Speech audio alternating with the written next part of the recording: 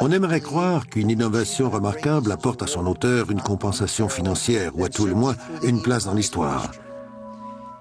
Vous serez scandalisé d'apprendre l'histoire de cet homme dont les inventions ont révolutionné notre vie et qui est pratiquement tombé dans l'oubli.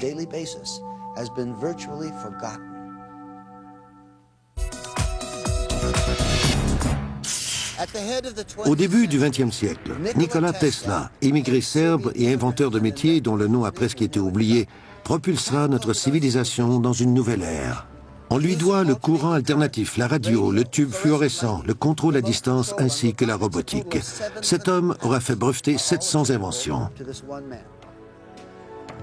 Le 7 janvier 1943, à environ 22h30, alors que le monde est engagé dans une lutte à finir contre les forces du mal nazi, Nikola Tesla rend son dernier souffle.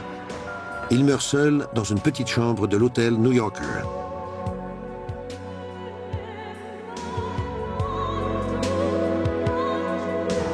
À l'extérieur, la ville bat son plein et lui de tous ses feux.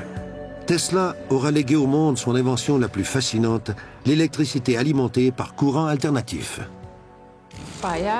Il était très conscient de l'impact et des conséquences qu'allaient avoir ses inventions sur la civilisation.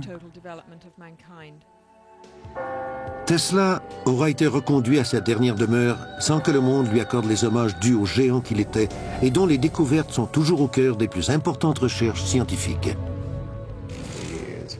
Il est l'un des plus grands génies du XIXe siècle.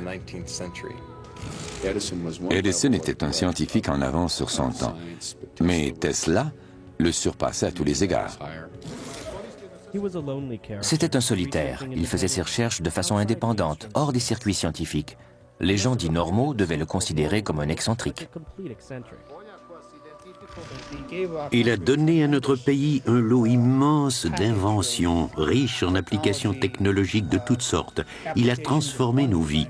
Collectivement, nous avons amélioré notre sort grâce à lui. Pourquoi un personnage d'une telle stature a-t-il été si peu reconnu par ses pairs et par le public? Probablement à cause de l'envergure et de la complexité de ses travaux inachevés, dont la portée a été perçue différemment par ses contemporains.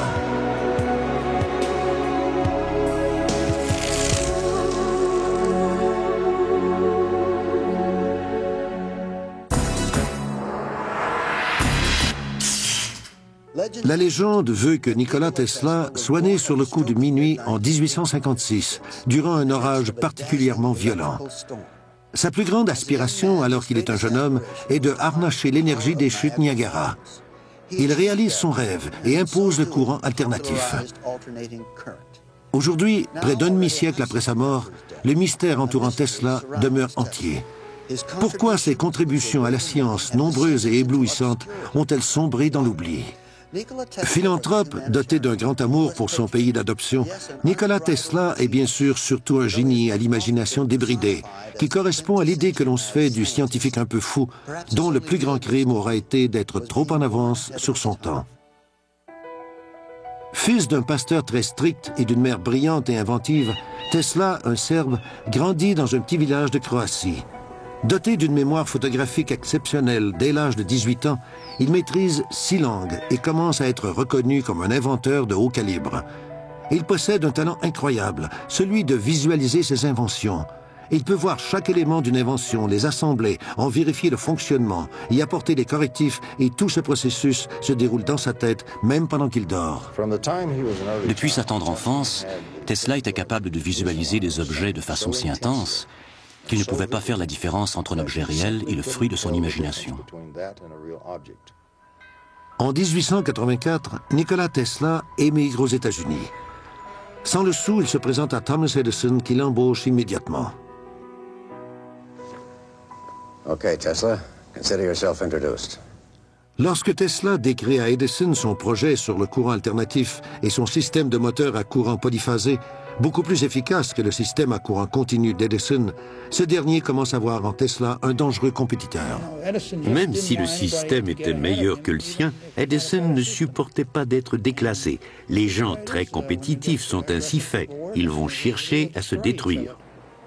Un prix est offert à quiconque réussit à harnacher et à transmettre l'énergie hydraulique de Niagara Falls à Buffalo, dans l'État de New York. Edison s'emploie à discréditer Tesla et son courant alternatif. Alternating current is a danger to human life. Start the generator.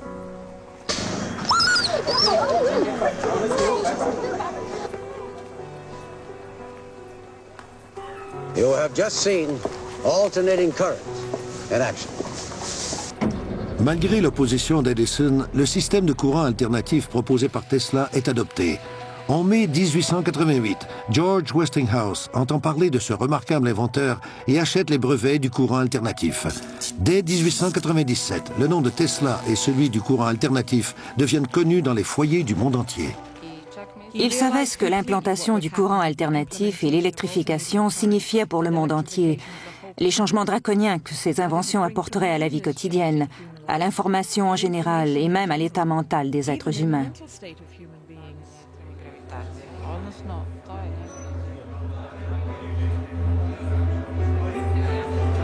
Malgré sa nouvelle notoriété, Tesla reste toujours avant tout un inventeur et un visionnaire de génie. Il ne cherche pas à tirer profit de ses inventions. Ses percées remarquables dans le domaine de l'électricité à haute fréquence, incluant le radar, la radio, le néon et les tubes fluorescents, seront souvent attribuées à d'autres. Par exemple, le système pour prendre des clichés photographiques au moyen du rayon X inventé par Tesla précède les travaux de Wilhelm Röntgen.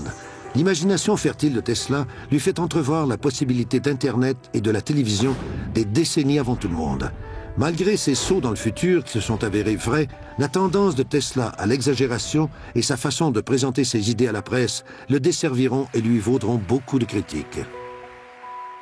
We must be able to transmit scenes from other places over long distances. Pictures, the news, energy, and why not matter too? Now we must liberate thought. We must set it free of limitations that space and time impose on it, and yet keep its principal characteristics. Now and in future centuries. Mystérieux et flamboyant, Tesla est toujours ravi de partager ses idées avec le monde entier. Il exécute ses expériences de laboratoire devant des sommités et amis comme Mark Twain. Cet homme était capable de frayer avec les personnalités les plus en vue du monde.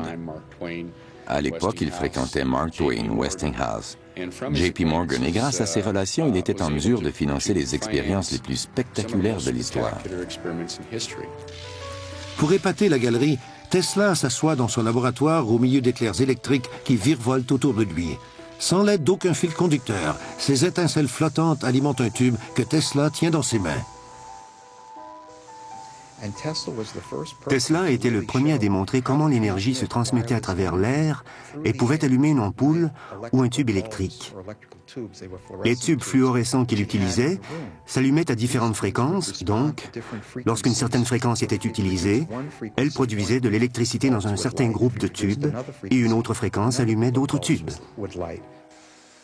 En 1898, alors que Tesla peaufine son brevet sur la transmission de la radio sans fil, son laboratoire brûle mystérieusement. L'incendie réduit en cendres le labeur de milliers d'heures de travail, ramenant l'inventeur des années en arrière et lui coûtant personnellement plus d'1 million de dollars. Tesla est horrifié par l'étendue des dommages, mais comme il est un homme qui ne s'avoue pas facilement vaincu, il reprend ses recherches à zéro, secondé dans cette tâche par ses remarquables habiletés mentales.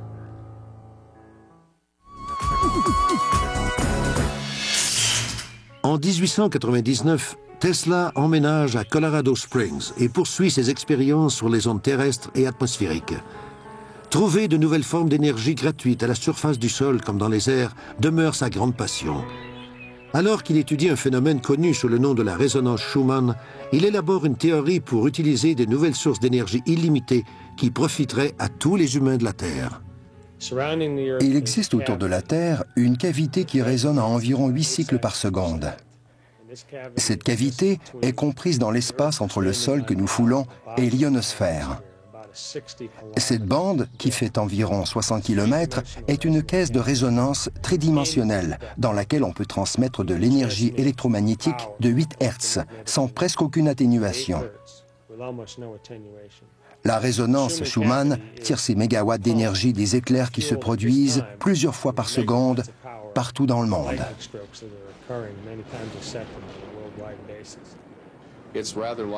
C'est à peu près comme un enfant qui tiendrait un ballon retenu par une corde. Tesla était si créatif qu'il projetait d'utiliser son émetteur d'énergie pour frapper le ballon d'électricité avec une pulsation électrique qui répartirait cette énergie dans l'ionosphère. Et au moment précis où l'énergie arriverait de l'autre côté de la Terre, Tesla aurait envoyé une autre pulsation électrique, et ainsi de suite, jusqu'à ce que l'énergie accumulée devienne si importante qu'elle puisse être captée par une antenne appropriée. Tesla avait le projet de distribuer l'électricité à tous les humains de la Terre. À l'époque, il y avait 2 ou 3 milliards d'humains sur la Terre qui, le soir venu, vivaient dans le noir. Nous avions l'électricité, mais les gens pauvres n'en disposaient pas. Tesla avait constaté que le monde était divisé en deux, ceux qui avaient accès à l'électricité et ceux qui n'y avaient pas accès, et il voulait que tous, sans exception, reçoivent l'électricité en cadeau. C'est à Colorado Springs que Tesla met au point la technologie qui lui permet de produire des courants à très haute tension. Lorsqu'il met l'interrupteur en marche, les éclairs qui apparaissent dans son laboratoire sont retransmis à l'antenne et à la boule de cuivre qui la surmonte. D'immenses éclairs bleus s'échappent alors vers le ciel et atteignent plus de 30 mètres. Le tonnerre provoqué par ces éclairs s'entend à 25 km à la ronde. Pour Tesla, c'est un couronnement, de la foudre fabriquée par l'homme. À Colorado Springs, il avait un transformateur de 56 kVA que George Westinghouse lui avait donné et qui pouvait atteindre 55 000 volts. Il s'est servi d'un émetteur pour augmenter la puissance de ce transformateur et a si bien réussi qu'il a fait sauter quelques génératrices de la centrale de Colorado Springs, située à 40 km plus loin.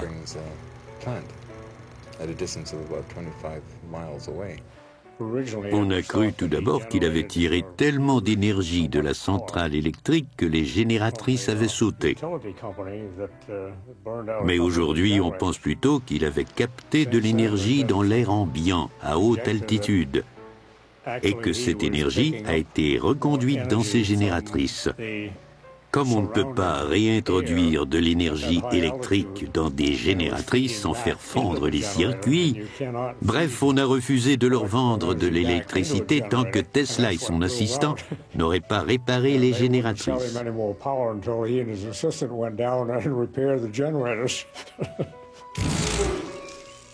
Tesla conclut que les courants d'énergie de la Terre peuvent être utilisés pour transmettre de l'électricité n'importe où sur la planète.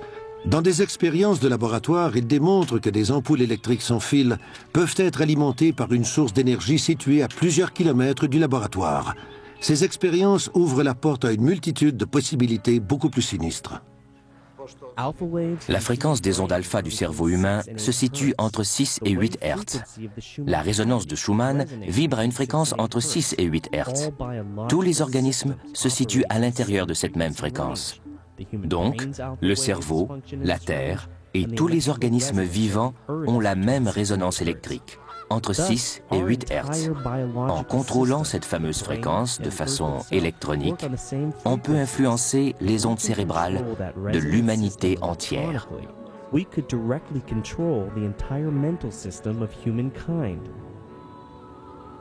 Conscient des conséquences terribles que sa découverte pouvait avoir, Tesla décide de la mettre en veilleuse. Suite à ces expériences qui s'avèrent plus que concluantes, Tesla décide de quitter Colorado Springs et de revenir à New York. À la recherche de financement, il fraye alors dans le monde de la haute finance, où il fait la connaissance du richissime banquier JP Morgan.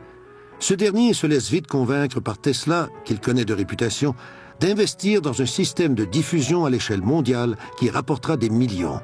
L'homme d'affaires décide d'investir 150 000 $.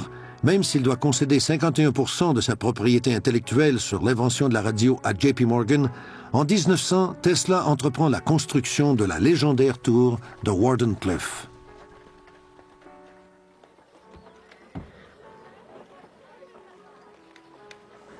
Tesla voulait prouver que l'énergie se retransmettait par ondes radio.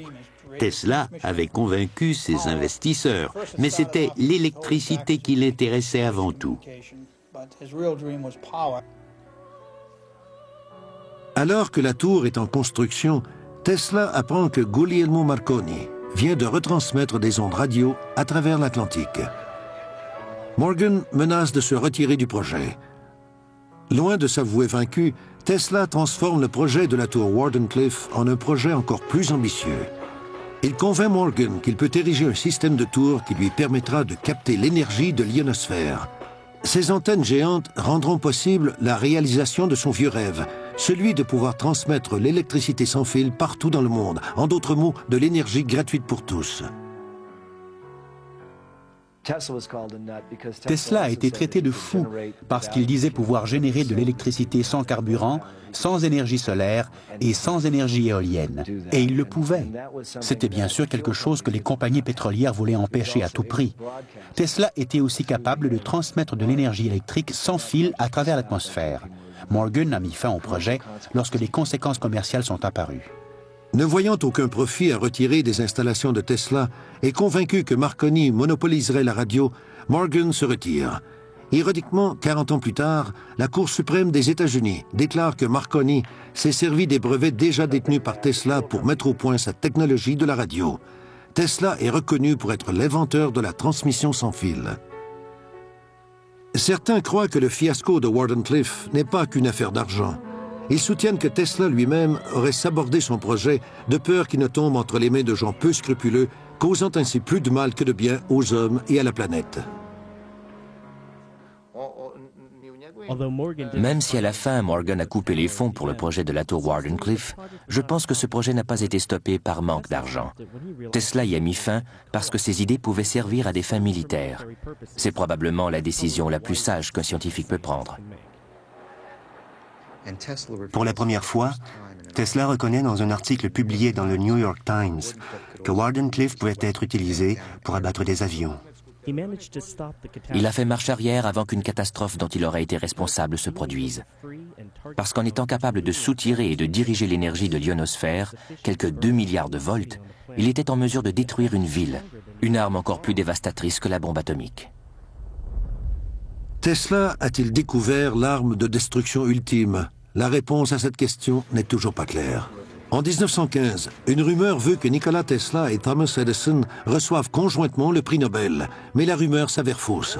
2 ans plus tard, Tesla reçoit la médaille Edison décernée par l'Institut américain des ingénieurs électriques. Toute la crédibilité que cette récompense aurait pu lui apporter est vite détruite par la propension de Tesla à se vanter que Wardenclyffe peut être utilisé pour modifier les conditions atmosphériques. Pendant la guerre, ils ont démoli la tour parce que les militaires croyaient qu'elle servait à espionner. 2 ou 3 charges de dynamite ont été nécessaires pour la faire tomber.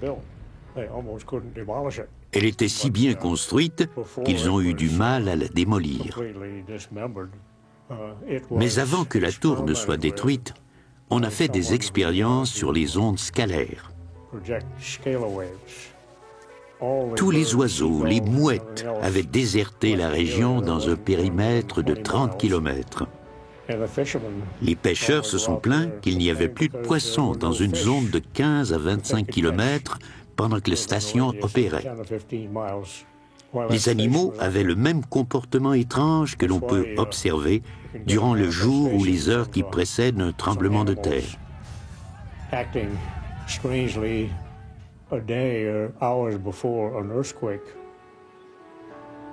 La tour, si chère à son cœur, désormais détruite, Tesla se retire dans son laboratoire et se livre à des expérimentations autrement plus complexes et dangereuses. Le 11 juillet 1934, le New York Times rapporte que Nikola Tesla a mis au point un rayon de la mort, une arme à faisceau de particules qui peut détruire 10 000 avions à une distance de 400 km. Tesla soutient qu'une usine de production peut être construite en 3 mois au coût de 2 millions de dollars.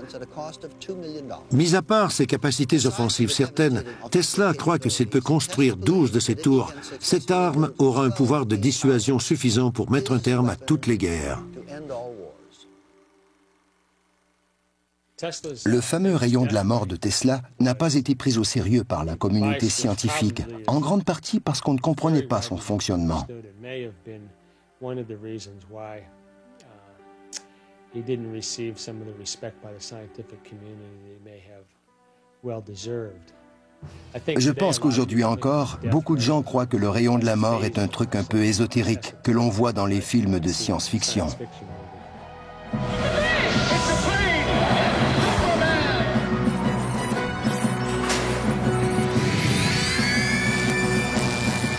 Le rayon de la mort terrifie le public, mais fascine Hollywood. Tesla est caricaturé dans les dessins animés de Superman comme le prototype du savant fou qui terrorise la ville de New York avec son rayon de la mort et une armée de robots contrôlés à distance. Le rayon de la mort inventé par Tesla dans les années 30 était une arme qui projetait un faisceau de particules. Basé sur le principe de l'accélération électrostatique des particules chargées, ces expériences sont similaires à celles pratiquées aujourd'hui par le département de la Défense. C'est une particule, un microprojectile qui, lorsque soumis à une haute tension, atteint une très grande vélocité. Comme la vélocité est très élevée, la particule n'a pas besoin d'être très grosse pour être une arme très dangereuse. Si on regroupe ces particules en faisceaux, on obtient une arme très puissante qui peut frapper un missile dans l'espace, par exemple. Avec seulement 12 de ces installations situées à des endroits stratégiques sur le territoire américain, Tesla clame que sa téléforce est une défense extrêmement efficace contre tout attaquant. À la veille de la Deuxième Guerre mondiale, le gouvernement américain s'intéresse activement au rayon de la mort de Nikola Tesla. Parce qu'il était un patriote, Tesla a offert ce système au gouvernement américain. Le gouvernement des États-Unis a commencé à développer cette arme à faisceau de particules dans les années 40. Nous ne connaissons ni l'ampleur ni les résultats de ces recherches, mais nous avons maintenant accès à des documents qui ont été rendus publics sous le Freedom Information Act. Et l'on constate le vif intérêt du gouvernement américain pour l'arme inventée par Tesla.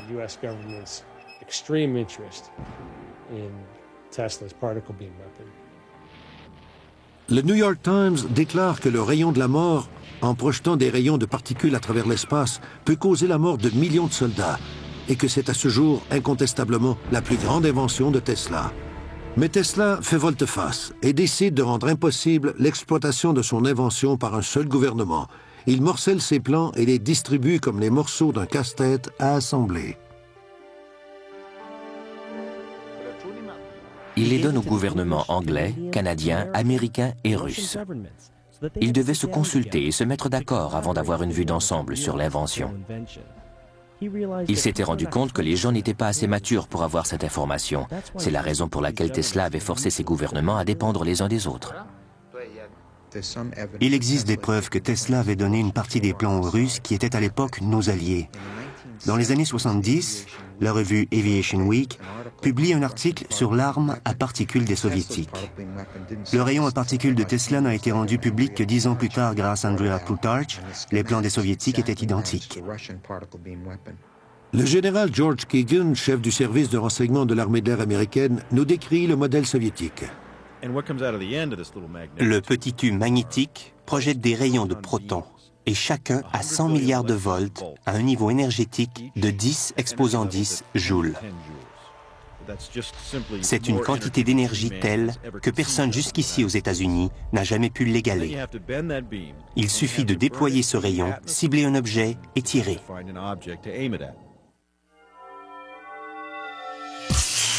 Le 16 mai 1935, Nikola Tesla fait parvenir aux scientifiques et aux ingénieurs russes une proposition concernant la haute tension et l'accélération des particules.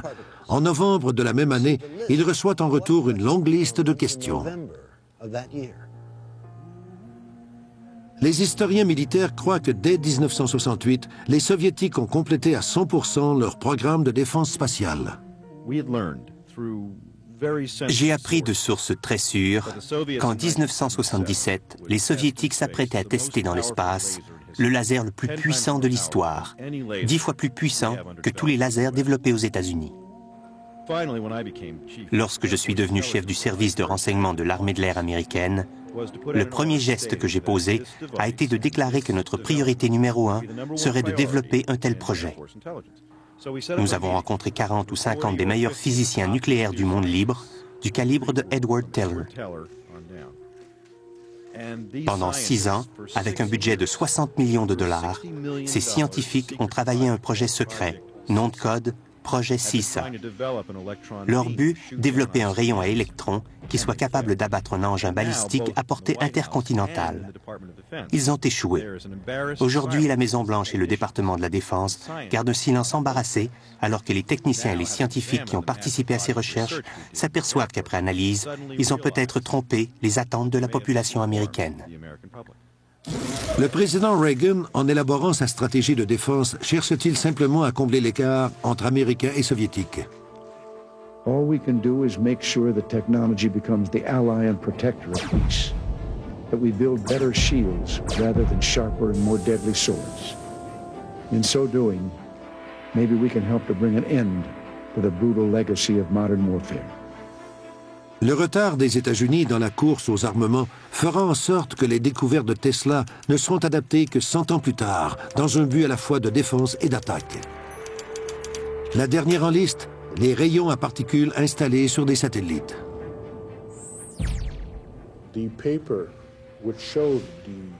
Les documents qui décrivent la technologie pour construire la machine anti-guerre ont été finalement publiés par la société internationale Tesla.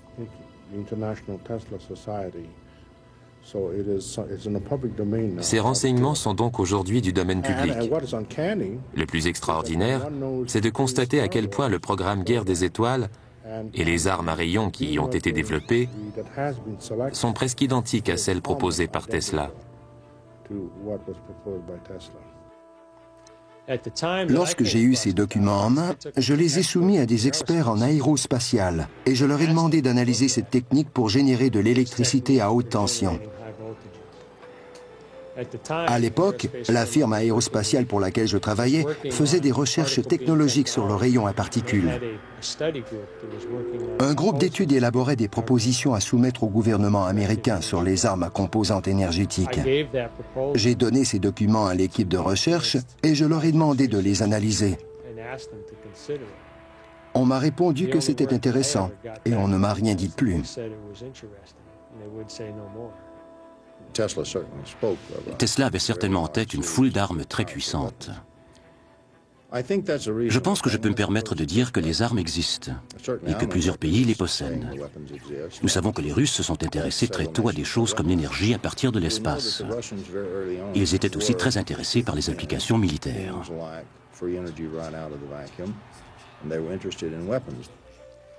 Qu'est-il advenu du rayon inventé par Tesla? Nous n'en avons plus entendu parler. Cette arme est peut-être soit au rencard ou actuellement utilisée. Peut-être est-elle en orbite. Nous l'ignorons. Il ne fait pas de doute qu'aujourd'hui les Russes possèdent de telles armes. Et si ce que j'avance est vrai, et j'en suis absolument convaincu, 3 autres pays possèdent ces armes et surveillent activement la Russie. Ces 3 pays sont sympathiques aux États-Unis. Et je pense que cette situation a joué énormément dans la chute de l'Empire soviétique. 3 autres pays sont aujourd'hui en train de développer ce que j'appelle les armes Tesla, ou les armes à fréquence électromagnétique. Et ces nations sont hostiles aux États-Unis. Cette nouvelle donnée est assez inquiétante.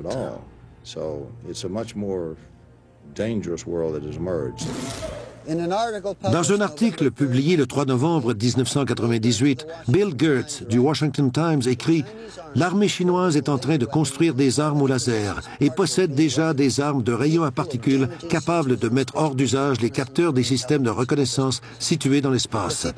Si l'armée de libération populaire possède de telles armes, qu'en est-il des États-Unis? Sous le couvert de l'anonymat, ce SEAL de la marine nous en parle. Nous possédons des armes de rayons à particules. Je les ai déjà utilisées au cours de tests sous-marins au large de la côte californienne. Leur puissance est stupéfiante. Elles peuvent anéantir un satellite, un bateau, un avion, n'importe quelle cible. Dans cette course aux innovations technologiques, il semble que le rayon de la mort n'est pas la seule invention secrète de Tesla qui soit disparue avec lui.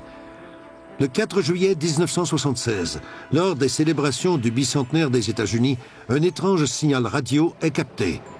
L'onde radio de haute fréquence sera baptisée le signal Pivert par les services de renseignement américains. Tout ce que l'on sait sur ce signal, c'est qu'il provient d'un émetteur situé en Lettonie.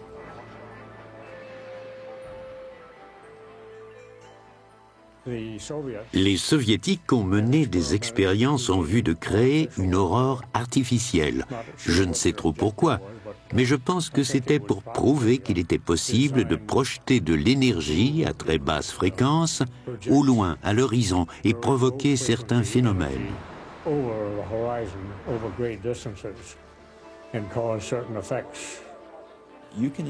On peut reproduire l'effet qu'aurait une substance chimique sur un organisme vivant en utilisant des fréquences électromagnétiques extrêmement basses. Personnellement, je crois que ces expériences visaient à développer une nouvelle façon de communiquer avec leurs sous-marins. Le 13 juillet 1977, à 21h19 précises, le signal pivert cesse brusquement. Une étrange couronne se forme alors autour de la centrale électrique Edison qui dessert la ville de New York. La ville entière est soudainement plongée dans le noir, créant une situation de chaos et de confusion. Les effets de la panne de New York s'apparentent à ceux de Colorado Springs durant l'expérience de Tesla où des générateurs électriques surchargés avaient sauté. Lorsque la panne a commencé, les New-Yorkais se sont mis à se comporter de façon étrange. New York est devenu un endroit très dangereux. Un vrai casse-tête pour les policiers. Le secret de Tesla était-il que l'électricité pouvait affecter l'état mental de l'être humain? Si oui, ce secret était-il tombé entre de mauvaises mains? Qui est responsable du fameux projet HARP, inspiré par les découvertes de Tesla?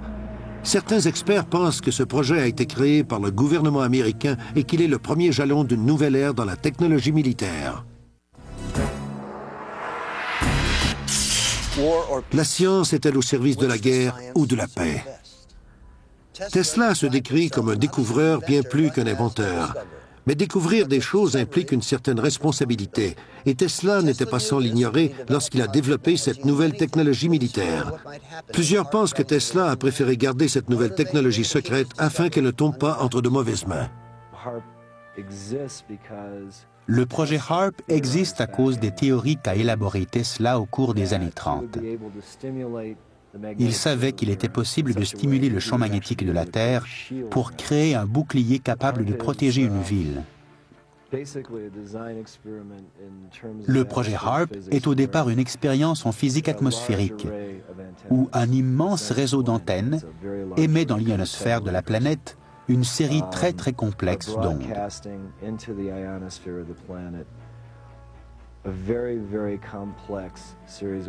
Et ces ondes sont spécifiquement conçues pour se conjuguer avec l'ionosphère, qui est une cavité de résonance.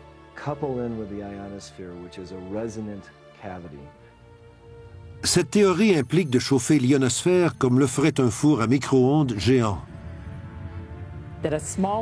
Une petite pulsation d'un certain nombre de watts peut provoquer une grande pulsation parce qu'il est possible, de façon fortuite ou intentionnelle, d'utiliser l'énergie qui nous entoure et qui circule à travers nos corps et qui se retrouve partout dans l'espace.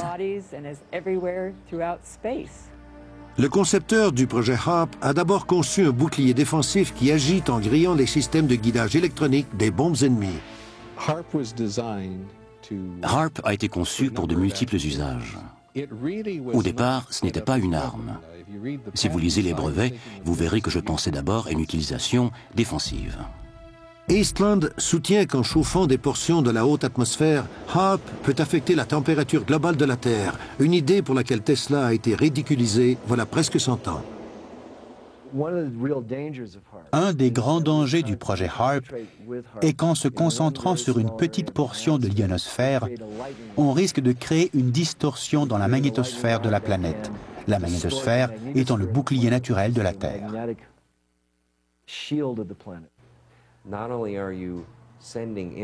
Non seulement envoie-t-on de l'énergie dans l'ionosphère, mais on crée surtout un couloir par lequel l'énergie entière de l'ionosphère pourra revenir à un endroit précis sur la Terre.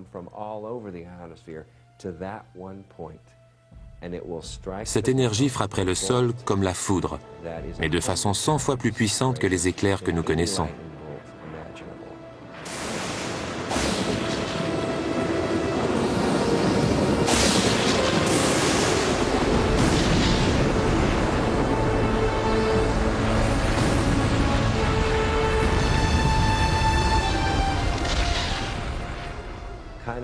La force de cette foudre serait équivalente à l'éruption de 3 ou 4 monts St. Helens par seconde.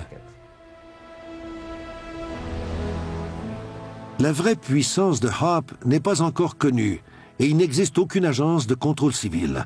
La possibilité que le projet HAARP soit capable de créer d'immenses perturbations à l'échelle planétaire, incluant la modification des conditions climatiques, un réchauffement global de la planète et même le ralentissement de l'orbite de la Terre, nous aide à comprendre pourquoi Tesla a détruit les plans de son invention. Il a cessé de travailler à son projet de bouclier défensif en 1905 parce qu'il avait compris que son système des 5 tours érigées autour de la Terre pouvait causer la destruction de l'espèce humaine. Peu de temps après, Tesla éprouve de sérieuses difficultés financières. Ses investisseurs sont soit morts ou ont coupé les ponts. Alors qu'il sombre peu à peu dans l'oubli, il continue à faire des recherches de plus en plus ésotériques. Il était passablement obsédé par le phénomène de la résonance et voulait l'utiliser pour faire certaines expériences. En fait, pour détruire des choses concrètes. À un moment donné, il a fait une expérience sur un édifice en acier qu'on était en train d'ériger sur Wall Street.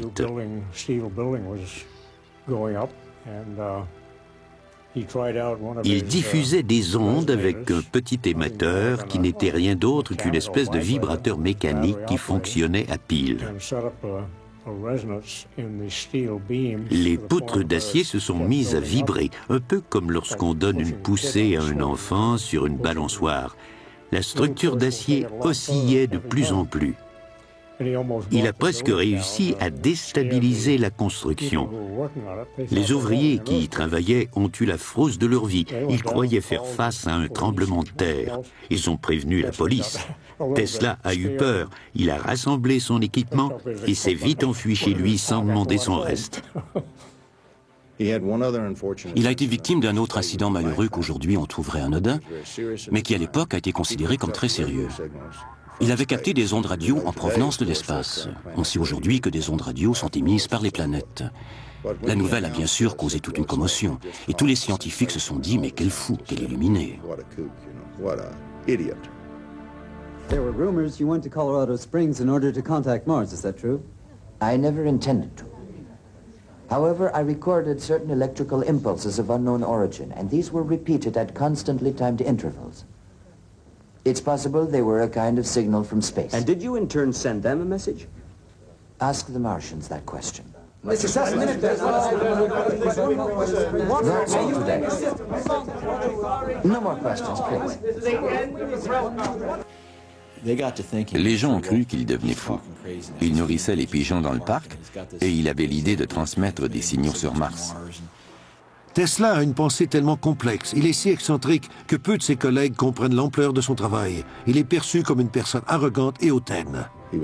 Il a été rejeté par les autres parce qu'il était différent, et à cause aussi de ses déclarations à l'emporte-pièce. Et lorsqu'il exposait ses théories, personne n'avait la moindre idée de ce qu'il voulait dire. Nikola Tesla aura vu de son vivant plusieurs de ses inventions étudiées puis adoptées par les militaires. Mais il devient de plus en plus apparent qu'en tant que citoyen de la planète, Tesla est au service d'une autorité beaucoup plus intemporelle. Il a rencontré Swami Vivekananda à New York à la fin des années 1890. Swami Vivekananda était probablement le premier yogi à venir en Amérique pour présenter la philosophie orientale à l'Occident.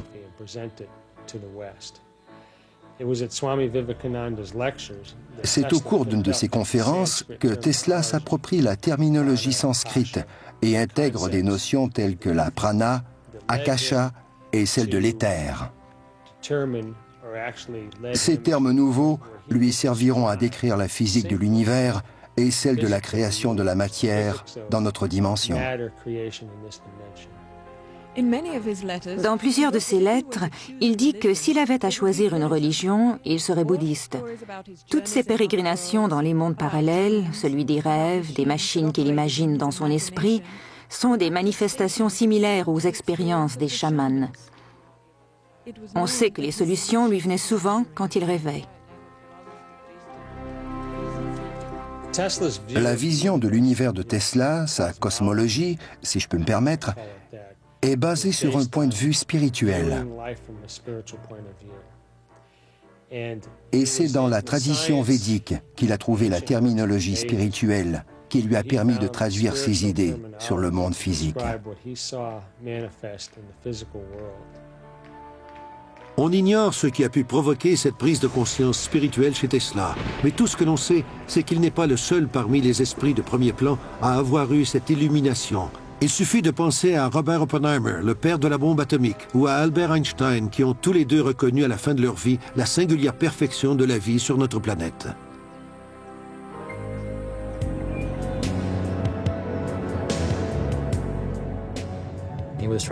Il tentait de comprendre l'énergie et la résonance. Quelle est la nature de l'énergie dans le cosmos? Quelle est la quintessence des énergies qui nous viennent de nulle part et qui peuvent tout nous donner? Je pense que ce sont quelques-unes des questions qui hantaient Tesla.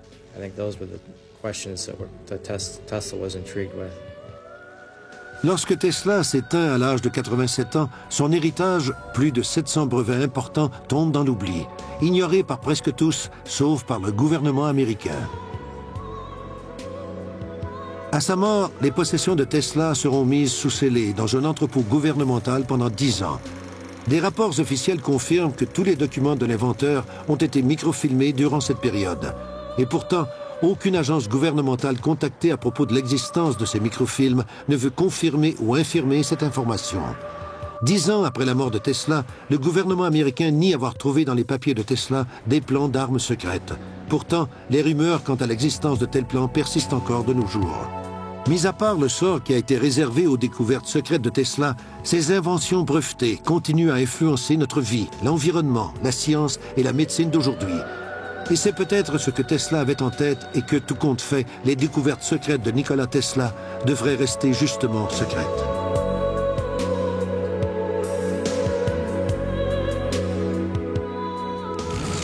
Tesla était en désaccord avec les scientifiques à propos de certains concepts de base des théories de la relativité et de la mécanique quantique. Il a perdu la faveur de la communauté scientifique de l'époque. Tesla connaissait à fond la mécanique quantique et la théorie de la relativité de Einstein.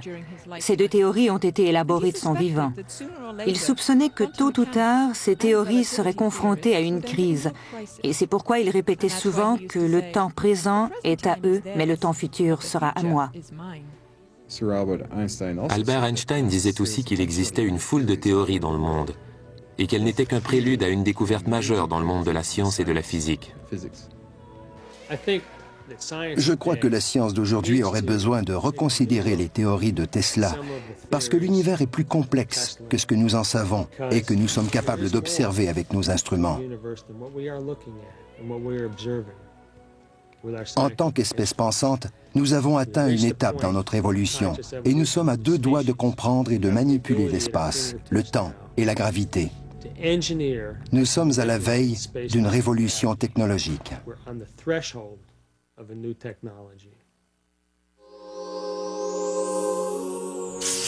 Nikola Tesla était un homme de génie. Certaines de ses découvertes lui vaudront une réputation de savant fou. D'autres le hisseront au panthéon de la science et d'autres encore changeront notre façon de vivre sur notre planète. Rappelez-vous la prochaine fois que vous ouvrirez votre téléviseur ou votre radio que c'est grâce aux découvertes de cet homme. Vous pourriez aussi tenter de vous imaginer un monde où l'énergie serait accessible à tous, sans restriction, un monde sans fil. Et c'est ce monde qui nous a échappé lorsque nous avons perdu Nikola Tesla et ses éclairs de génie.